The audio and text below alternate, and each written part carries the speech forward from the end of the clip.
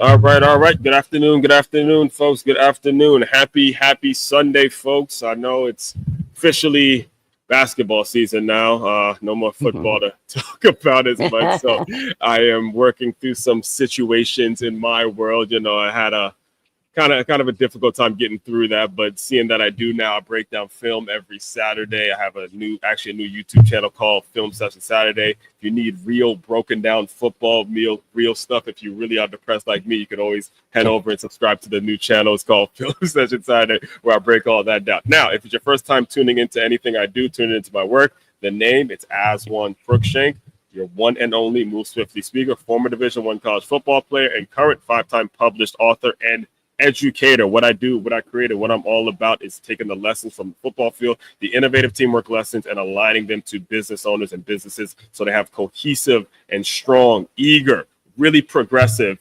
staffs and employees. So before we get too into our discussion today, let me just allow Ms. Kimberly to introduce herself a little bit, and we got a lot to discuss today. So I'll let you kind of take it away, and then we'll move from there. Awesome. Thank you.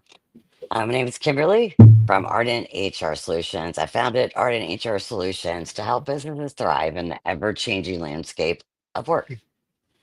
Less. And listen, we could keep it right there because I was getting ready for the show today, and I am, just to be clear, I am no way in shape, form, or fashion comparing myself to LeBron James athletically or anything like that. But I kind of recall a situation in 2020 when the civil unrest was absolutely at a high in our society. And, it was COVID and there was the George Floyd thing. I have a friend who calls it the summer of social justice. But LeBron had this show called The Shop. And one of the things he said initially was when all this stuff was going on, he was like, man, it was great to just have this phone and be able to shoot a text to Barack Obama and have Barack Obama on the show and be able to just discuss some things that may be going on. And recently, I personally experienced a situation at my place of work where I felt very discriminated against. And this isn't something new for Aswan Crookshank. I've been, feeling like the outsider looking in since I was a kid. This is a place where I feel like I don't know if I would be doing the things I'm doing if I didn't have that element me against the world mentality. I think it's actually served me. But when you get to a point where you're so used to it and you are so used to kind of just looking over your shoulder and you love what you do so much, a lot of it gets kind of brushed off. So, again, I understand what LeBron said in that moment because it's like, oh man, I can shoot a text to my good friend Kimberly Blue, who knows all about HR, who can make sure she breaks it down. And the text that I sent her was like, I need the verbiage, I need the Ardent HR Solutions lady to really prep me for what's going on. And I sent her the situation in a longer text. We're not going to get too detailed about what happened, but when I mentioned discrimination, Kimberly, you had said that it's a very broad subject, and it's something that I expected. So what we're going to discuss today, guys, is how do you know if you're being discriminated against in your workplace, what to do about it, how to go about it the right way professionally, so it doesn't continuously continuously happen, and it also doesn't affect you doing the work you love. That was really the big point in terms Right. of what bothered me throughout this entire weekend is I'm thinking this could potentially get in the way of doing the work that I love, which is obviously teaching, motivating the kids, being around students, and helping with their development. So, I'll let you kind of give your 2 cents, and then we'll kind of get into some of the details about what to look for, how to look for, what it's all about. Mhm. Well, a lot of people say discrimination, and what they really mean could be toxic work behavior, Hmm. bullying. It happens in the workplace, unfortunately, where, someone just may not like you for whatever reason, or they don't agree with you about a topic, and it just continues on to it elevates to where it can be harassment. And so you'll say, well, I'm being discriminated against. Well, are you being discriminated against, or are they harassing you, which is also against federal policy? So that's why I said it's broad, because you have to really break it down. And one of the ways to do that is to document. I talk about it all the time because when you just like you said, like you love your job, you're not thinking of, you know, how you're being treated. If Hmm. you don't write things down with a date and be organized with it, when it's time to tell your story, you're not going to remember. Mm-hmm. You cannot remember everything. So if you feel like something off, it is. Go with your Mm, gut and write it down. mm, It may not be as severe or it right, might be something easily fixed, but if you don't document, one of the things that you could do, we talk about utilizing, Chat GPT to give you prompts. So something that you can prompt it to say is, please help me break down an email right, to XYZ, whoever your leader is, right. regarding, this situation. Mm-hmm. And then it'll give you a professional email because when it's happening to you, you feel emotional. Mm-hmm. So when you are dealing with that, you have to take the emotion out and just provide facts. So Right. using AI to help you just provide the facts along with the Mm-hmm. documentation that you have. All right. And one of the things I want to definitely want you to speak on this particularly because being the male in this situation, it's a little different than most other situations because most of the times you hear about discrimination, you hear about it from the female who is working in an environment that is full of males, and that's really a hot button issue when you're talking feminine. You're Yes. talking about some of the things that can potentially go on in the workplace, being a mother and be. But with the male, when you're a male like I am in a female dominated workplace, you don't really, it doesn't really bother, like little things don't really bother you. So Right. when you're talking about documenting everything, how do you necessarily communicate that to people who really don't realize what it is? I've never been trained that way. Like me as a male, again, I've come from the football world, the football locker room. It's nasty, it's provocative, it's vulgar. It is absolutely just a day in the park. This is what we do, the Right. kinds of nasty things that go on in a football locker room. There's no way that I would consider being in a female that like that's a walk in the park. But the same time, when I've heard other ladies, like even, and we talk so highly about the Redskins in this on here, but we have to speak negatively too. They were going through a lot of these same accusations with a lot of ladies that have come out and said nasty things about their work environment. As I was hearing their story, I was realizing, man, small things like that, small things like a coworker, like a man say, man, hey babe, or calling you babe, calling you, hey, or, slapping you on the behind, or like doing playful stuff, or inviting you out to a damn happy hour, something that you may have thought was in it. Okay, that can blur the line between discrimination and harassment. So when you're Yep. communicating that to, let's say, a younger group of crowd, maybe even especially former athletes who are so used to having a looser environment, how do you necessarily go about explaining the importance of that to them when you come across these kinds of things? Because that, to me, that is really at the crux of the situation. I don't look at what I went through as something that's different than probably what 99% of the people out there have lived through. It's just a matter Yeah. of, okay, as one is this gender, this race, and 98% of his co-workers are not. So now Right. it becomes a situation where it's like, okay, something has to be said. Well, sometimes you don't realize it, just like you said, right? So Mm-hmm. when you had to say something, and this is what we were talking about earlier, if it doesn't feel right Mm-hmm. and you feel it in your gut, when something happens, it's like Right. it kind of takes you back. There's Right. something wrong with it. Go with your gut. Not Wow. That's a everything big one. hurts your feelings, but when you go Yeah. with your gut, you're gonna Yeah. know that Right. something's wrong. And Right. so the second you feel that, listen to that Okay. and start documenting. Okay. And so I use Microsoft OneNote for Mm-hmm. documentation, like notes, and Yeah. helps you organize. But you may have other tools, but I like it because you Yeah. can break it down, and But it really helps. that I want to make sure we stay on that point for a second there, because Sure. I one of the things that really came out of the situation is I'm going to be doing an episode on this on Thursday, but the concept of being slow to anger. And what Kimberly's explaining to you guys is documented, because if it doesn't feel right, that is not an excuse for you to stop working. That's not an excuse No. for you to go ask for more money. That's not an excuse for you to now quit your job and complain and use that as an excuse. You see that? I want to make sure we're making this clear. This is not an excuse for Yes. you to all of a sudden, okay, well, the boss ain't treating me right, I'm not being liked in my job, and all of a sudden you have an excuse to Kimberly stop from working. Ardens said I quit my job. Exactly. I want to No. make sure we're on the record saying this. But what she is saying is, make sure if it doesn't feel right in your gut, if there's a male coworker that you feel uncomfortable around, or a female coworker that you feel uncomfortable around, that's inviting you to happy hour or asking you about your personal life, okay, that gets documented somewhere that day, and you keep it moving. but that Yes. does not necessarily mean, okay, I'm going to go make a complaint in every situation. This is why what actually happened was I was so slow to anger. And one of the things I actually put in the text was the only reason that conversation ended the way it did was because there were kids around and I couldn't be, football player as one and high school football coach as one on her. And that's where it was like the kids helped me to be slow to anger. I didn't blow. I Yes. just walked away from the situation, didn't let it escalate into something that would have ultimately kept me away from the things that I love doing as it is. So I want to make sure we made that point when you're talking about documentation of every single thing that you feel it. She said it. You have to feel it. And you know when something's wrong. You know when something's off. You know exactly in your heart when that is. I can't describe every situation, but Yeah. if you feel it, you simply have to document it and keep it moving. I'm going to take that a little bit further. Okay. Hmm. So I'm the type of Please do. person, and this is how you should always do it. You at that time could not address it because obviously kids were around, right? Yes, I would yes. immediately put a meeting on her calendar Hmm. in your situation. So address Right. things immediately, document, address immediately. We're not Hmm. building a case here.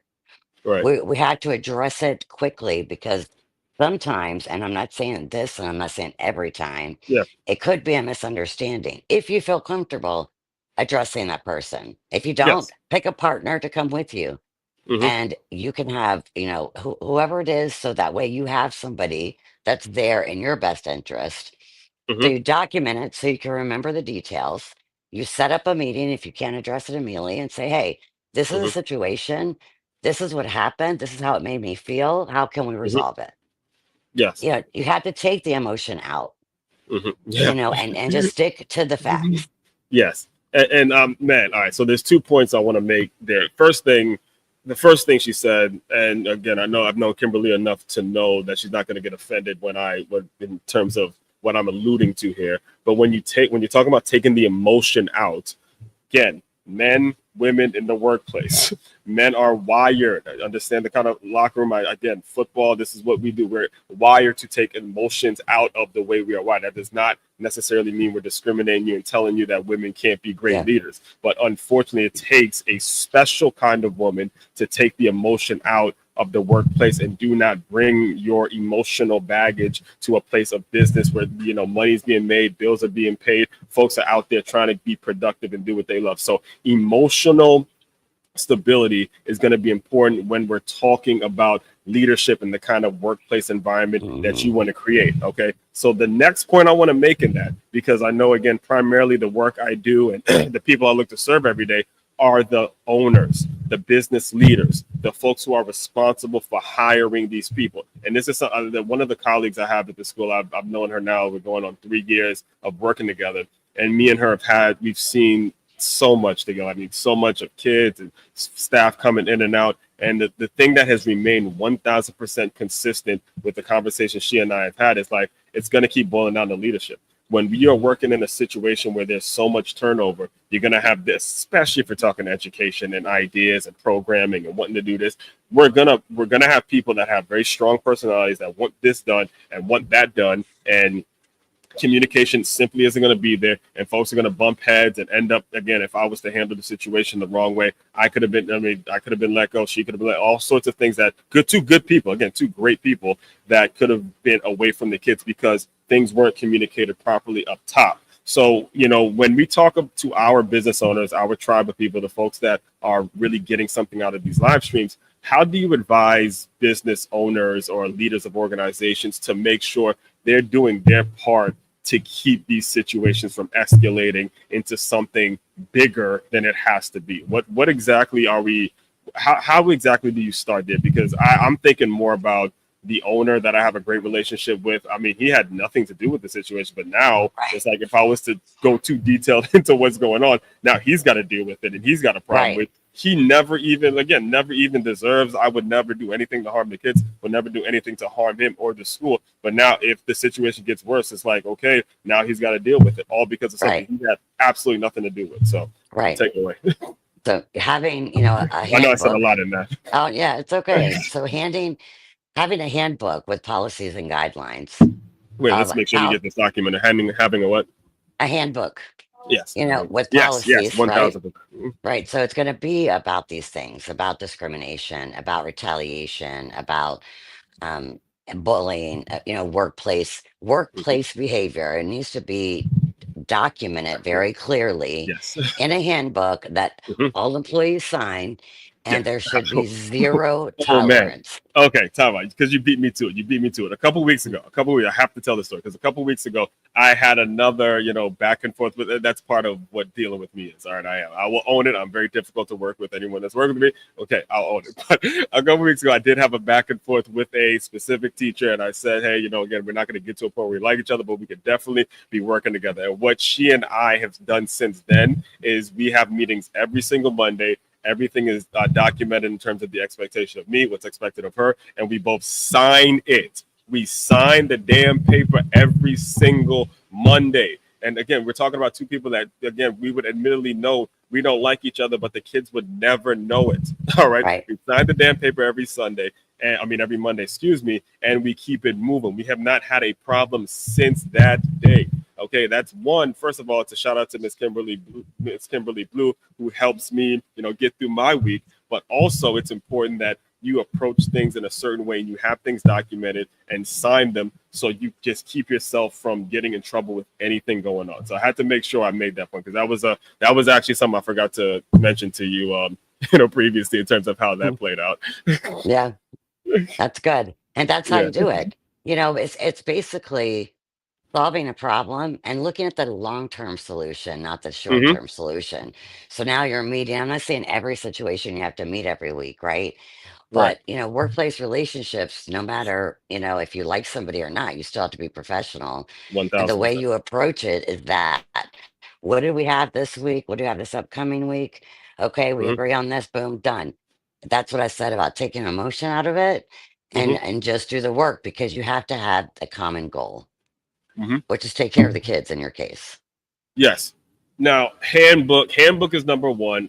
When it comes to the handbook, though, do we are we updating this? What's the frequency in which we update this? Because again, Annually. yeah, please, Annually. we have to talk about the things that go into making sure it's updated the right Yeah. way. Life changes, folks. Business changes. AI is changing absolutely everything. Jobs are going to be lost, and one people are. I mean, you're going to give folks attitude. In fact, I literally just left. You guys know I'm a big Pete's Palace guy. I just left my breakfast spot, and oh my God, there was some drama going on there, man. I sat next to two elderly ladies, and one of the omelets came out with ham on it, and you had another lady who was upset. All sorts of stuff was going on, and when it comes to what they were asking this poor lady to do. In terms of taking to go orders, DoorDash, and then people coming in complaining, and then she had to deal with this situation. I was impressed with how she handled everything, but in terms of what the responsibilities are going to be, I think it's important that we speak on how to go about updating it annually based on what the expectation is of that year and how you're able to do that as you're moving forward. Because one of the things that actually that happened this past summer is listen, I got hired at this school 3 years ago, and I got asked to go look at the job description from 3 years ago. And as I was reading it, I'm like, "What? Do you know how much this is? Do you know how much this has changed? I'm driving buses now. I'm damn doing all sorts of activities. Like the amount of things I actually do at this place, nothing on the like it's completely different. So I Yeah. want you to kind of speak on the updating aspect of it. Okay. I'm going to caveat the annual really quick Yeah, because if a law changes, uh, uh, okay, so the the law damn new changes, right? administration, right? Right. Then you need to update your handbook accordingly. Hmm. Generally it is annually you need to revisit it, or if you update a policy or law changes, you would then update it. Hmm. And same with your job descriptions. You have to look at them either A, when you make a change to that job, like you weren't driving buses before, now you are. Yep. So there's a lot that goes into that. It depends on what kind of bus it is, what kind of driver's license you have. Are they compliant with, Department of Transportation? So Hmm. Hmm. all of these things need to be looked at because you have to keep records. And Hmm. so when you change something in a job, update the job description. Yeah. And on that point, I actually did get in an accident with the kids this past Tuesday. Oh no. Oh my God! Listen, so I know we're gonna get to the questions in a second, but I gotta tell this story because if any of you out there, if any of you out there think it's a good idea not to get insurance and not to keep yourself protected, just listen to this story, and I swear, I hope it changes your mind. If you're driving without insurance, so listen, I'm parked at this museum, and because our bus is so small, the guy lets me park in one of the regular spots. He didn't make me have to park with all the bigger buses. And, we go to take the kids to the museum and do all that. And then as we're coming out and I'm leaving with this, group of kids, a cop car is parked next to me, but it's not a normal cop car. It's this big pickup truck that's parked right next to me. And I pull out thinking I'm good, but I cut the wheel just a little bit too soon. And I end up knocking off the side window, the Yeah. side mirrors. So again, I have to stay and I have to make sure everything is straight and all that kind of stuff. But we have insurance and everything was straight. And I even spoke to that. This is why me and the owner I'll never speak negatively of him, because he looks at me and goes, "We knew it was gonna happen. What did we learn?" Right? We knew it was gonna happen. This is why we had to pay insurance. This is why we had to make sure your driving record was good. This is why we had to make sure we took your license and all this stuff. Again, this is where, and then I remember actually telling them, you see, this is where going to church every Sunday, this is where I was like, God got me, because of how much worse it could have been, right? It was Right. only a side view mirror. It was only a little scratch on the bus. They're not, there's no points, nothing gonna go bad on my license. The kids weren't really affected by it. It wasn't like a really bad accident. And again, you learn now to always be aware of your surroundings, and everything worked out the right way because we were protected in that situation from a business standpoint. And man, let me just tell you, I felt so blessed in that situation, because it's like, that's a boneheaded move on my end. Again, I'm not making excuses or anything like that, but to know that you're protected if these things occur, Yes. boom, you're ready to go. And that, to me, being able to tell that story, to me, that kind of shows you exactly the kinds of things that we want to do at the place. But again, without that leadership and without people being communicated and making sure everything is straight, small stuff like this can become bigger problems. So, Yeah. Absolutely. That's great. all right, we are at 22 minutes here, folks. So let's get to all right. So the way we did the questions today is, I wanted to make sure I put in sort of authentically. I can't speak about what happened specifically, but I wanted to kind of put myself in the shoes of everyone else that feels like they're being discriminated against, but you love what you do so much that Mhm. you don't really pay attention to every single little thing. So what I did is I have some questions here that you should be asking yourself. And if these questions are hitting a chord with you, like Kimberly said, make sure it's documented in some way, shape, form, or fashion. Keep it moving, but make sure you have some documentation in regards to And when it address happened, it how it happened, immediately. and address it immediately. So the first question that we have, or that came up, was, can you describe specific examples when you felt the more engaged expectation was implied to you, but not to your colleagues? Okay, that's it. That's it. That's it in a nutshell. When it comes to you, don't worry about the more engaged thing that might go over your heads. But when it comes to the word expectation was applied to you, but not to your colleagues, that's usually where problems go. I remember actually reading that question, thinking of a female coworker that I had at LA Fitness, and man, she used to be crushing it in sales. But unfortunately, the kind of the hiring manager was a black guy who wanted other black guys under him, and he would just give her a man. Just I felt so bad for the girl because she was killing, she was crushing the sales, and he would just give her a hard time, and they ended up firing her. Like literally came in a couple of weeks and was crushing it, and they ended up firing her. And I was like, damn, bro, it's like that. It's like that's what we do here, and he ended up bringing in the guys that he wanted and all that. So is there anything you want to address with this one? This is and these questions, these prompts that we're giving you, Hmm. it's to get your mind thinking, Yeah. what do I need to do? To help. So that's a great question. Definitely would add that into when you're trying to think through things. Right. And again, keywords in this one is expectation was applied to you, but not to your colleagues. That's really the key takeaway there. Hmm. Next one. If you notice any yes, perfect. Any patterns that suggest again, when you say the word engagement in this, kind of ignore it because that's gonna take you down a place there. we could actually switch that with has this sale policy or this rule or whatever it is. Any rule, policy, Any expectation? policy Yes. expectation. Mhm. Again, don't worry about the word engagement in these questions. But have you noticed any patterns that suggest the requirement is enforced differently based on gender? Again, very, very sticky one, fellas. All right, I'm speaking from the male's perspective. That again was around, and even forget about football. I grew up in a Caribbean household. Trinidad, Caribbean. There's alcohol. This is a very loose environment. Fitness is a very loose environment where you talk a lot of just stuff that you don't need to be in the workplace, but people are okay with it because it seems like the norm. But when you talk about gender, enforced differently based on gender, you got to document this stuff, man. I'm telling you, you got to document this stuff, and I'm learning this as we go. So, So let me say something yeah, on but that too. If you're a male, you got to understand that the federal policy does not address males, address females. hmm, So you got wow, to, you're really? doing, yes. I didn't know that. No. So, right. So there's other things though, and it depending on what this, so this is a very, a topic where you have to have like a one-on-one with a professional so you Mhm. can determine what category it goes into. Oh, So it yeah, I wouldn't didn't know that. Yeah, necessarily be called, yep, it wouldn't necessarily be called discrimination based on your gender per se. right.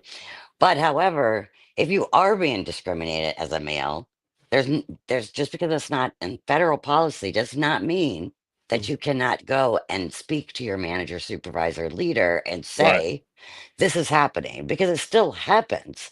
So Yeah. the behavior still needs to be Yeah. addressed and not tolerated if it is happening.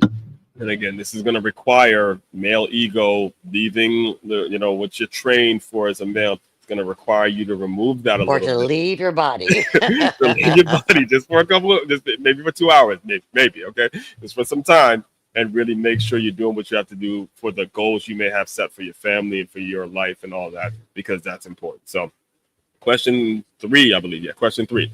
What documentation or evidence do you have that might support your concerns about desperate treatment or potential retaliation? All right. Again, if you follow what we told you today, the documentation should be somewhere on your phone, on your Google apps, or something that you have written down. You should have that if you follow what we told you Yeah. today. So that was pretty Act in the self-explanatory. moment too. You Mm-hmm. can't wait. You can't wait till the next day or next week because you will not remember it as it Yes. happened. You will only remember it um, as you remember it. So make sure you do it the same day it happens. Yep. And number four, how has leadership communicated the details of these engagement program, and have you received clear guidance on how it applies to you? All right, leaders, this is where we're just gonna call you out straight up. We're gonna call you out directly, 1,000%. The business owner, and I'm not talking at you. I'm talking to you because I have lived it, have had tons of ideas and things that I want to do. You get so into running your business, you get so excited, you get so involved in doing your thing, you forget that you got to communicate what you want to another person, and that person needs to get it. All right, the clear Right. guidance and how it applies to your role. If you have not provided clear guidance on exactly what you want done, they have absolutely, you have no reason to just simply expect someone to understand it, because no one's a damn psychic. And eventually, essentially, they're doing the job. I'm not gonna say that's the only reason, but part of the reason they're doing the job is to get paid. So if that's the only thing you're telling them, you do this and you get paid, then the payment is going to be simply the motivation. They're going to start to take that money and align with their own goals. Business owners, communicate what exactly they're supposed to be doing, how it applies to the role, and make sure it is a very clear, direct conversation. Without that, you're literally walking on train tracks. Just gonna tell you straight up, you're Right. walking on train tracks. That's the reason why, Mhm. you have to update your policies, your procedures. I mean, because we mentioned, the handbook, we mentioned the job description, but you have to have Mhm. standard operating procedures as well.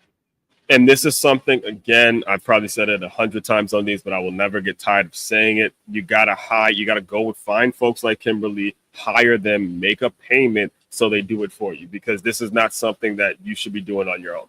Trust me when I tell you, it is a bad idea. you will get so consumed because there's so much litigation, So much. so much of it, that by the time you're done with it, you're only going to have a certain amount of time to even run the damn business, when your whole mindset should be about how do we make a profit? How does money keep coming in? And hire this out so you don't have to deal with it, and you could focus on building a workplace that people want to show up, and you guys are out there just making money and doing something positive in the world. If you don't do that, I'm just letting you know, you got to put money on the side to hire someone to do this. So that's all I'll say on that one. All right, final question. What outcome would you like to see, and what steps are you considering to address these issues moving forward? All right, now we're going to call out everyone, not just the business owners, but everyone that is just a responsible adult. This is your responsibility.